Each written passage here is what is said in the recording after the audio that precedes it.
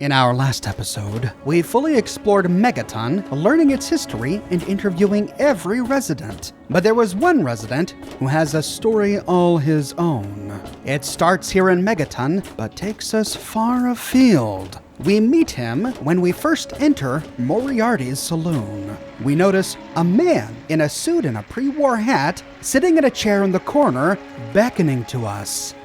As we get closer, he introduces himself. My. Just when I'd all but given up hope.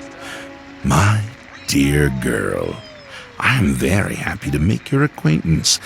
I am Mr. Burke. And you, well, you are not a resident of this putrescent cesspool. That makes you a rather valuable individual. It does? Don't you see? You're a free agent. You have no ties here, no interest in this settlement's affairs. Megaton means nothing to you. Mr. Burke, is it? Please, continue. I find myself enthralled. Finally, someone with a modicum of civility and common sense. I represent certain interests, and those interests view this town, this Megaton, as a blight on a burgeoning urban landscape.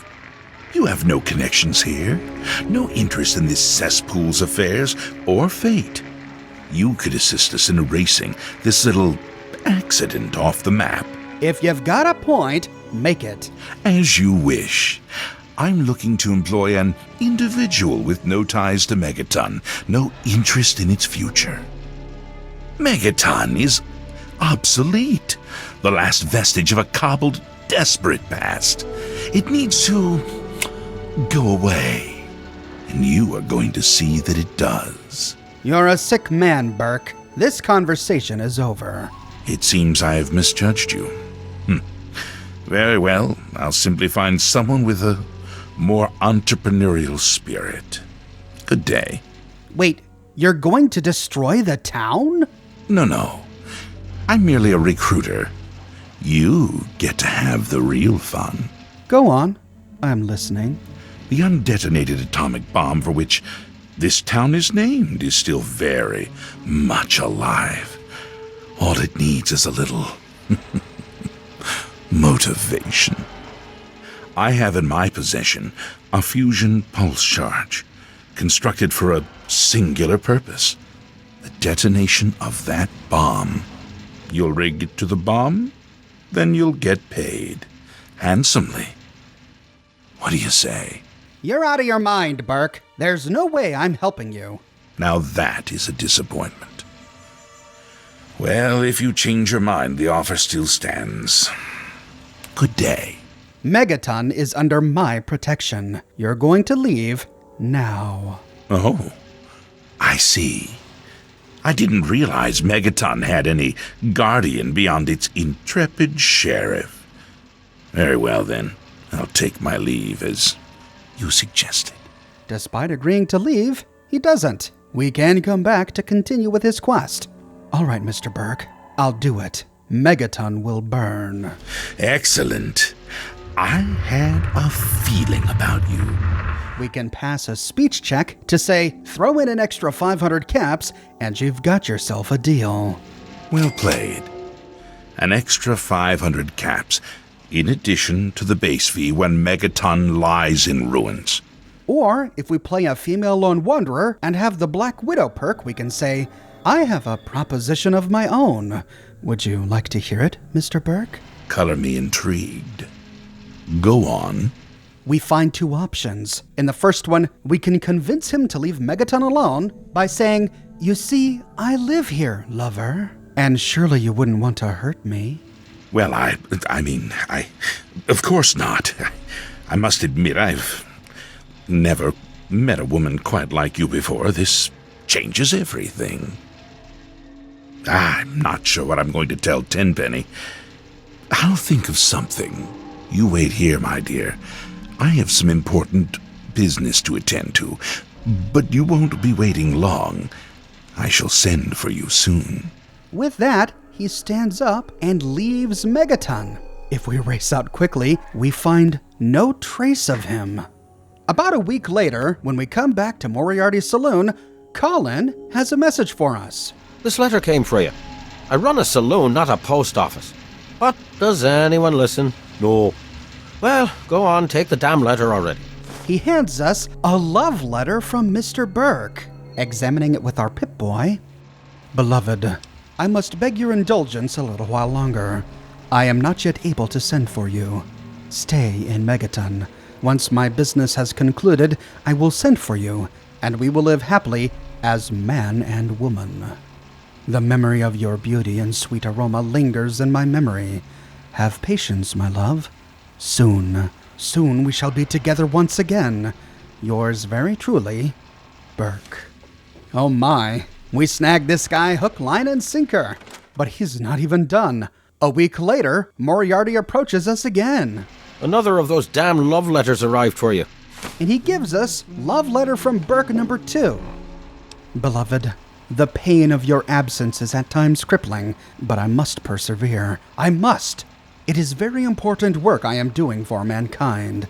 Oh, but I wish I could sweep it all away to be with you now. Be patient, love. I will send for you soon. Yours very truly, Burke. And a week later, we get his third message. Another of those damn love letters arrived for you. Though this one isn't numbered. Hey there. Beloved, the pain of our separation is unbearable. I miss you terribly. I cherish the memory of our brief time together. Send me a letter, won't you? Send it to Tenpenny Tower. They'll be sure to get it to me. Oh, be patient a little while longer, my little songbird. Soon we will be free of our cages, and our love will soar to the heavens above. Yours very truly, Burke.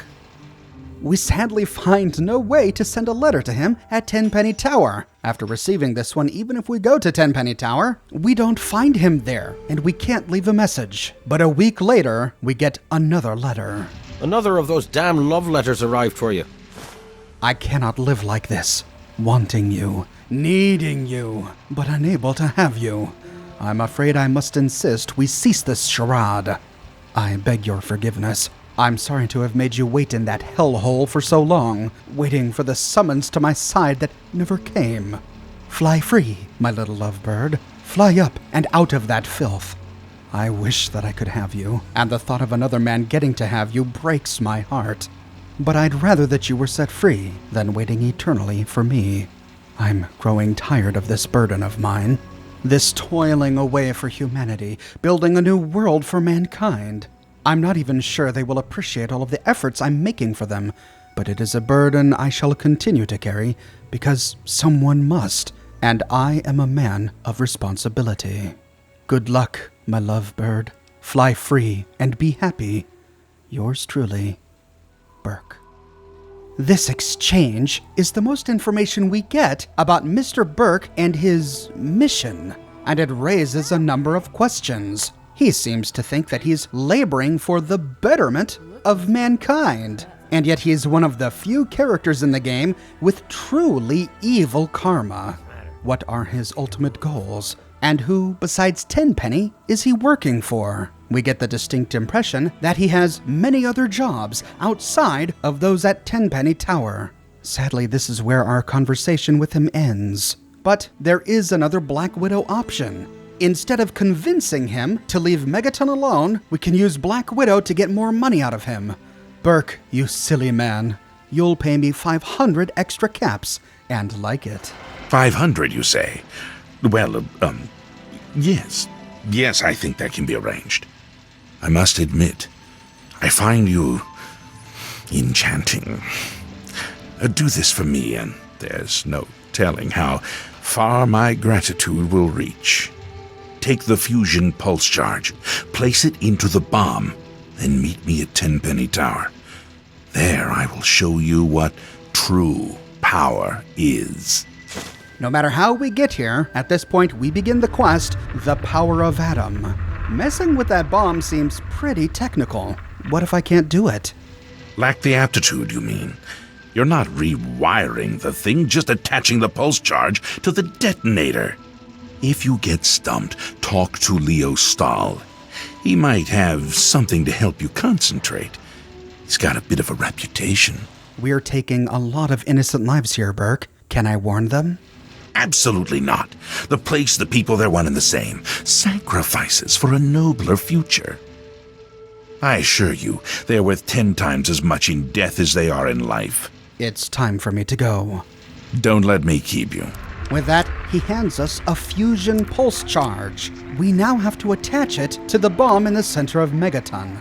But there are a few other options. If our explosive skill is not high enough, we can temporarily boost it using chems. Burke gave us the key on how to do this. We can track down Leo Stahl in the brass lantern. Burke provides the third way to uncover Leo's chem habit. We covered the other two in my last video. And by revealing to Leo that we know about his problem, we can blackmail him into becoming a chems vendor. From him, we can buy some mentats to boost our explosive skill, or we can convince him to go clean, in which case he gives us a key to his stash, and we can raid it for the chems we need. Or we can turn him in to Lucas Sims. Lucas, I met a man named Burke. He said he'd pay me to rig the bomb to explode. He said what? Oh, I never did like the look of him. Actually, I was just kidding. You better stop playing games with me, girl. If we choose that option, we cry wolf, and Lucas Sims doesn't trust us anymore. If we go back to him and say, actually, Burke really does want to blow up Megaton. I told you, stop playing games with me. Now, run along before I decide to throw you in a cell for disturbing the peace. We can't turn him in anymore. Alternatively, instead of crying wolf, we can say, he gave me this fusion pulse charge to rig the bomb. Here, take it. Jesus, give me that thing. Let's go find this Burke character. You're about to get an education in wasteland justice. With that, Lucas races towards Moriarty's and asks us to follow him. Heading inside, we watch as Sims confronts Burke. You there, Burke. Explain your business in Megaton. I'm sorry. Sheriff, what are you hollering about? You know damn well what I'm talking about. The bomb. You're trying to blow it up. Have you lost your goddamn mind? Sheriff, I'm afraid there's been a misunderstanding. Someone has surely been spreading rumors. I'll be sure to address the situation personally. I'm placing you under arrest, Burke. At least until I figure out what the hell's going on around here. And I'm afraid I won't be able to oblige your request, Sheriff. I have pressing matters to attend to. Now, step aside. This isn't open to discussion. You're coming with me. Why do you knuckle-draggers always insist on doing things the hard way? Very well, Sheriff. Lead the way.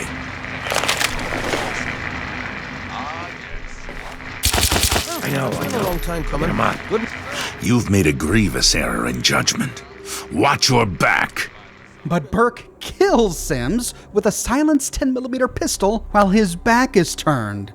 This is one way to loot the unique sheriff duster and his rare hat without killing him ourselves. But by turning him in, we anger Mr. Burke, and he calls out a hit for us with hitmen. These hitmen carry a contract from Mr. Burke and harass us for the rest of the game. Or, if we're quick enough, before he pulls out his pistol, we can activate VATS and kill Burke ourselves.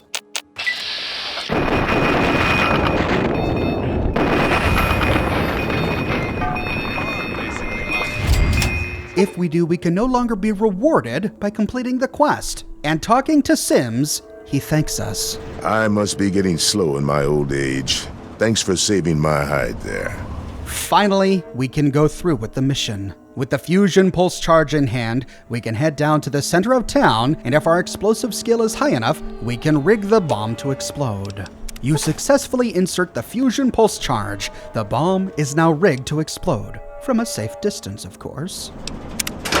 Give your bodies to Atom, my friend. If we head back to Moriarty's saloon, we find that Mr. Burke has gone. He told us to meet him at Tenpenny Tower, and he's marked it on our map. To find Tenpenny Tower, we travel southwest of Megaton until we see a gleaming tower off in the distance, almost untouched by the nuclear bombs. To get inside, we need to go through the drama of Tenpenny Tower, which I covered in a short 3-part series that you can watch here. But once inside, we can scale to the top of the tower, where we find Mr. Burke overlooking the wasteland. The pulse charge is rigged.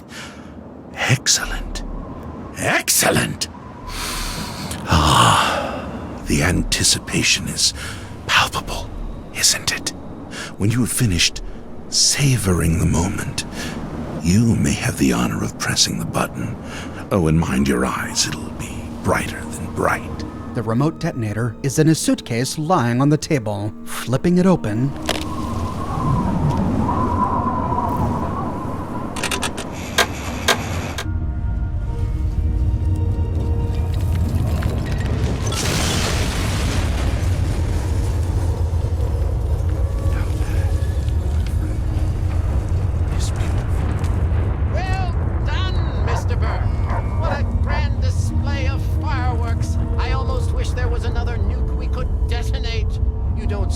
very often. I'm glad you're pleased. I had help, of course. Quite right. And you ought to offer her the reward we discussed. Now, all this bright light and wind has given me quite a thirst. Where's my scotch? I'll send someone up as soon as I've completed business with our friend here. Righto, and be quick about it. I haven't been dry in years. I'd hate to start now. and with that we kill almost everyone in Megaton. My God, what transcendent beauty. What purifying light. Allow me to collect myself, as I'm sure you're anxious to collect your payment. I have been asked to extend to you an invitation to reside at Tenpenny Tower. Here's the key and deed to your new master's suite. It's on the top floor, first door on your right from the elevator. Enjoy your new accommodations. Oh, and if you wish to spruce the place up a bit, speak with Lydia Montenegro in the boutique Les Chic.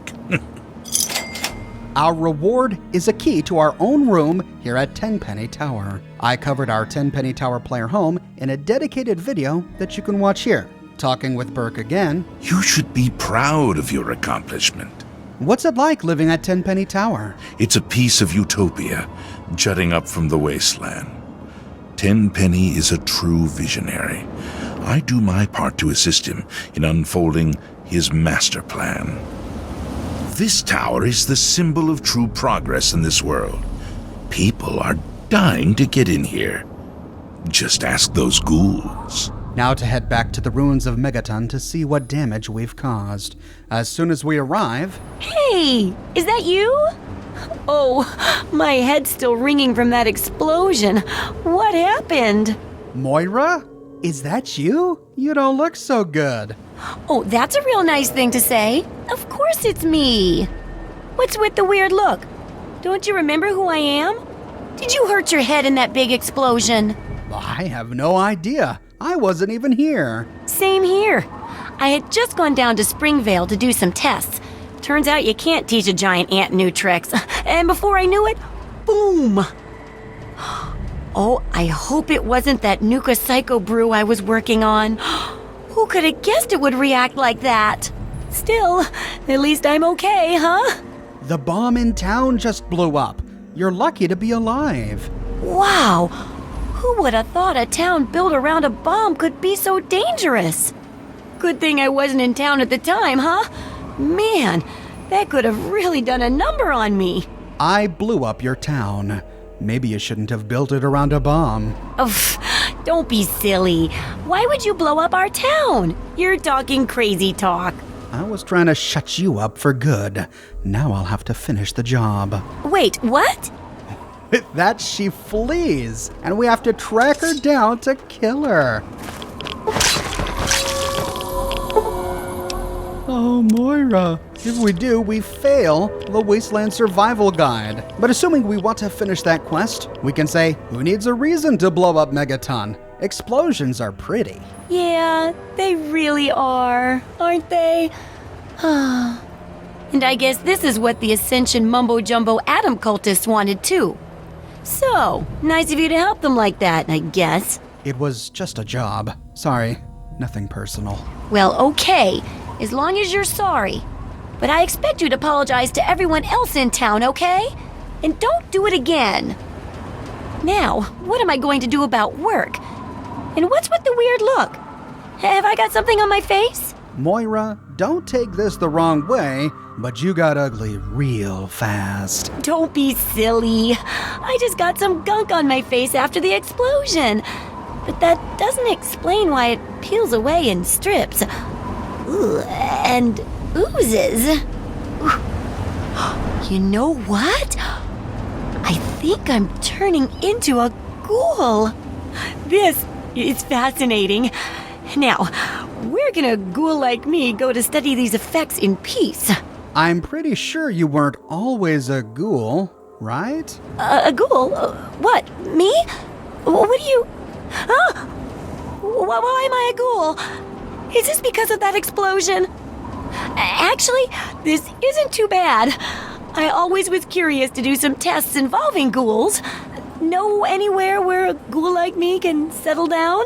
Seems to me like that isn't my problem, sticky face. Huh. I guess you're right. Well, this seems like the perfect excuse to do some of that downtown exploring I've kept putting off. Guess there's no time like the present. Ta-ta! You'll just have to fit in with some other community. Good luck. You know, this is just the perfect excuse to visit Rivet City. But while I'm heading downtown, I've been meaning to check out the museum.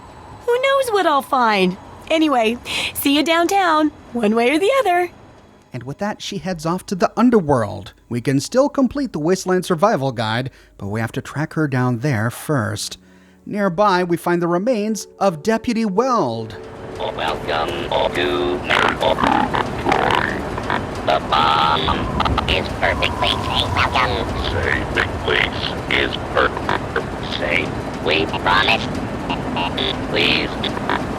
Hold for And he's stuck in an infinite loop. Heading towards the ruin, we can see our handiwork, but we're picking up a ton of rads. 5, 6, 7 rads a second. After this, Mr. Burke remains at Tenpenny Tower. Even if we passed the Black Widow check, we don't have any other interaction with him. He sticks around even if we side with Roy Phillips during the Tenpenny Tower quest. He's the only resident that the ghouls don't kill. Perhaps because they're just too scared of him. And that is the full story of Mr. Burke, one of the most evil characters in the Capital Wasteland. But I walk away craving more information about him. In particular, exactly what is he trying to achieve in the Capital Wasteland? From his love letters, we learn that he works hard and his work takes him all over the Capital Wastes. Who is his employer? Or maybe he doesn't have one. Is he working for himself? What are his ultimate goals? Is he one of the contestants in The Great Game? The Great Game we learned about at the very end of the Point Lookout DLC. Or could he be working with one of the contestants on their behalf?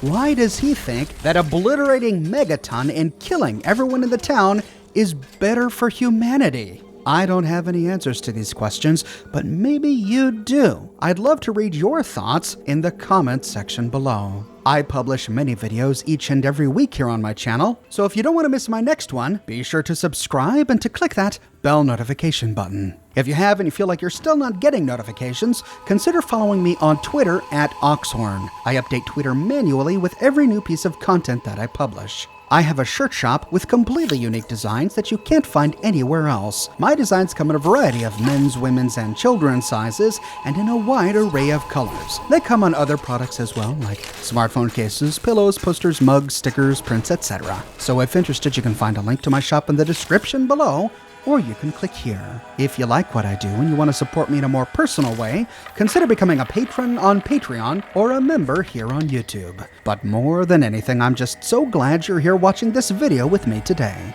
Thank you so much for watching, and I'll see you soon with more brand new videos.